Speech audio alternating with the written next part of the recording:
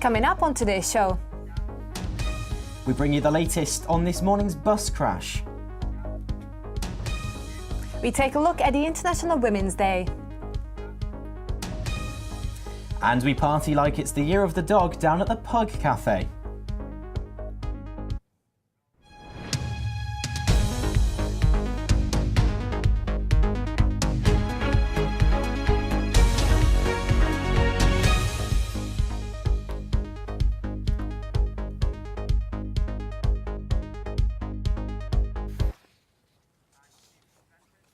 Hello and welcome to this week's Quays News. We have a full packed show for you today, so stick around. But our top story today, 14 people were injured in a bus crash that happened in Manchester this morning. The two double-decker buses collided at the junction 8th Street and Milshire Street. Emergency services arrived on the scene just before 7:30 this morning. Two people were taken to Manchester Royal Infirmary, with one being seriously injured. The road has since been reopened and Stagecoach will conduct their own internal investigation into the crash. But now to celebrate International Women's Day, women took part in several marches over the weekend to mark 100 years since women were given the vote. We sent our reporter Eleanor Harper to the march in Manchester. Celebrating the 100th anniversary of the first women winning the right to vote, on March 3rd, women from all over Manchester came together to walk from St Peter's Square to Castlefield Bowl, where female comedians, council leaders, athletes and authors spoke about their views on equality. One of the main messages of the event was that more women still need to register to vote and have their say. I've been involved in the whole planning, and today obviously we've been at the forefront of leading the march because we really believe it's so important to have the vote for women. And I know it's been 100 years and there's not enough people voting, so we need to make a big noise about it and get more and more women involved. Women's rights are just being decimated time and time again, and we can't continue to let that happen, and that is all of our responsibilities to do something about it. People talk about how we've got a long way to go, and we have, but we've actually come a really long way. Boxing wasn't even legal till 96. There was a ban on women playing football till 1971. Cricket, we weren't allowed to be members of Lords until the 90s, and now we've won the Ashes. Women are doing pretty amazing things, and when people tell me girls shouldn't be boxing or that we can't, I remind them that they didn't used to allow us to do marathons because they used to say that if a woman ran a marathon, a uterus would drop out. I'm here because I'm a feminist, and because we still have so much left to do, especially in relation to young people, young women, and women from minorities who've been most disproportionately affected by austerity policies, as we know.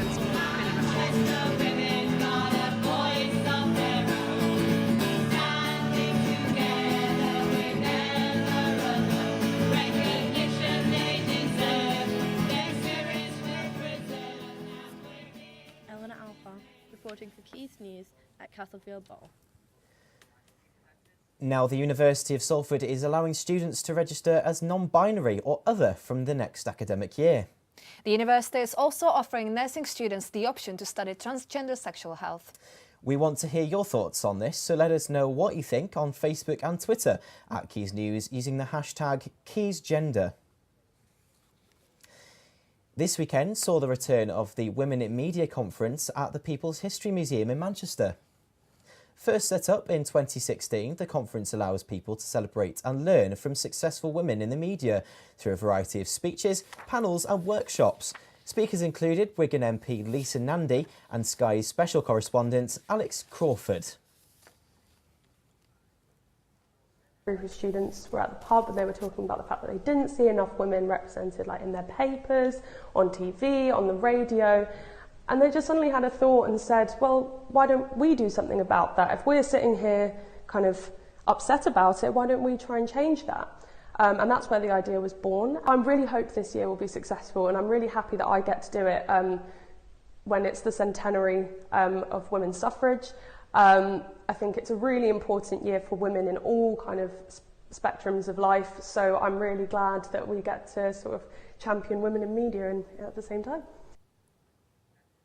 Now, according to the NHS, 8 million women in the UK experience hair loss, which causes a number of psychological problems. A graduate in business management at the University of Salford, Ali Narouzi created a fashion line of headwear designed for children, teenagers and young adults suffering from cancer and other hair loss conditions. It has been designed for people not only in the UK but in countries such as Denmark, Spain, France and the USA. Recently, Masuma Headwear has been shortlisted for a £20,000 prize as a finalist at Venture Fest Innovation Showcase in Manchester.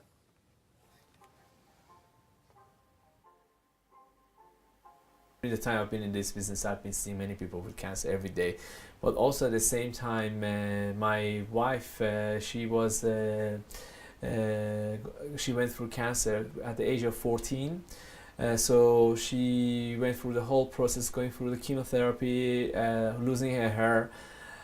She survived the process. She is a very strong character, and she was my really inspiration to behind this business that I set up. Following the 60th anniversary of the Munich air disaster, a group has been set up where fans come together and reflect on the loss of the Busby Babes. The group meets at Swinton Library on the first Monday of each month, and we went down to speak to Salford's own Roy Kavanagh MBE, who shared stories and extracts from the lives of the team and the journalists who died. But I do remember that team: Wood, Folksburn, Coleman, Jones, Edwards, Perry, Whelan, Taylor, Byron. And to a young lad growing up, Byrne was a fantastic captain and forward. Tommy Taylor was a top, great centre forward. And everywhere you looked, they were great players. He was the best of them all, but it wasn't like it was him and there was 10 others. I was 10 and a half, but obviously I had my faculties about me. I can remember it still. It had a massive effect on me. I was coming home from school and I saw the billboards, I heard the 6 o'clock news, and these were people that were a ray of light in a very grey world. Don't forget, rationing was still around in England, food rationing till 1954, this is only 1958. And they were Manchester United, they were taking the name of Manchester all across Europe and very successfully. And people felt as though they were there. They could feel a real empathy with them, Salford has been shortlisted in the first ever Britain's Best Walking Neighbourhood Award. Salford, alongside 9 other towns which include Hackney, Hastings Old Town and Townmoor, has been nominated. The award has been set up to celebrate neighbourhoods that cater to urban walkers. Urban sites such as Media City UK and the Manchester Ship Canal, alongside rural areas like Peel Park, are among some of the reasons why Salford has been shortlisted. And finally, the Pug Cafe and Pen and Pencil teamed up to invite pugs and their humans down to the cafe to celebrate Chinese New Year and the Year of the Dog. Our reporter Sian Jones went down to check it out. The Pug Cafe brought its latest event to the Pen and Pencil in Northern Quarter and invited pugs and pub crosses and their humans from across the northwest and Manchester to celebrate the Chinese New Year and the Year of the Dog. The pug is one of China's oldest dog breeds and was a prized pet of the Emperors of China, and we're given to live a life of luxury and we're given the same royal status as the Emperor's wives. This Pug Cafe is very special because we are celebrating Chinese New Year and the Year of the Dog. It's also really special for us because the pug is obviously an ancient Chinese breed, so it's just a fantastic way to celebrate Chinese New Year. And why did you decide to choose the pug for the theme of the cafe? We do Pug Cafe events because pugs absolutely love socialising with each other. They're just such a friendly breed of dog, and we find that they just love the Pug Cafe, so we just keep doing them. At the event, the pugs I mean, I wish I was there. Me too, me too. So I've been told by somebody that you've actually got some dogs of yourself. Well, not at the moment, but I used to have with my family 11 dogs. 11 at one dogs? Time. Yes, I was little. Type? What type? They were poodles. All of them, yeah. They were lovely. We played. They were lovely. They were lovely, Yeah. absolutely. Do you great. have any? Do you know what? I've got a golden retriever called Bob. Aw, Bobby. Yeah, but when we were in Wales, we were on a cliff, and he actually followed a butterfly over the side. He's fine, absolutely fine, but he was a bit silly. What happened to him? He had to get rescued. He had to get rescued by the team, RNLI, I think. But it he's was. fine now. He's fine, That's absolutely important. fine. That's the most important Very thing. good. But that's all from us on this week's Quays News. Keep up to date with all our latest news on Facebook, Twitter @Quays News, and on our website at quaysnews.net. We will be back here next week, but for now, thanks for watching. Goodbye. Goodbye.